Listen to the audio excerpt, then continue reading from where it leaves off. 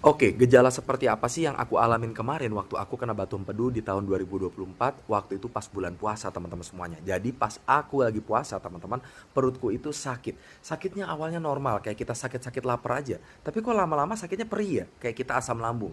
Nah yang bikin aku curiga teman-teman semuanya, kalau aku pribadi memang ada asam lambung. Nah, sakit perihnya itu nggak di ulu hati tengah, tapi di ulu hati sebelah kanan atas. Dan itu aku nggak sadar dan aku nggak tahu lebih tepatnya itu adalah letak dari si kantong empedu. Itu yang pertama. Jadi sakit di kantong kanan atas empedu, yaitu di ulu hati sebelah kanan atas.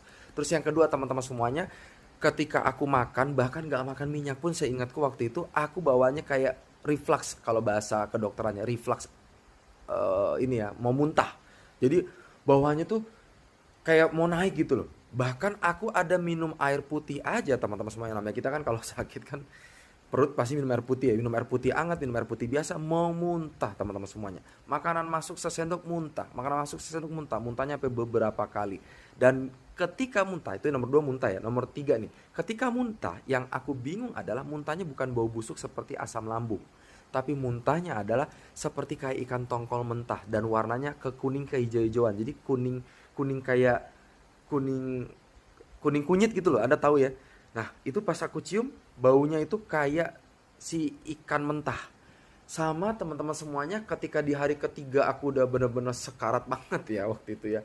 Di situ teman-teman aku rasanya tuh tiduran nggak nyaman. Tiduran tuh kayak perih. Duduk duduk aja agak perih tapi lebih enak. Lebih enak duduk begini, duduk tegak daripada tiduran. Tiduran nggak nyaman. Terus yang nomor 4, aku minum obat gejalanya tuh ya, ciri-ciri atau gejala ya.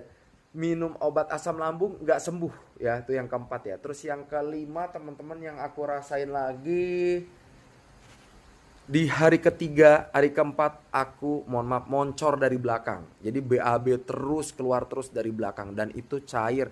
Cairnya pun lucu teman-teman semuanya.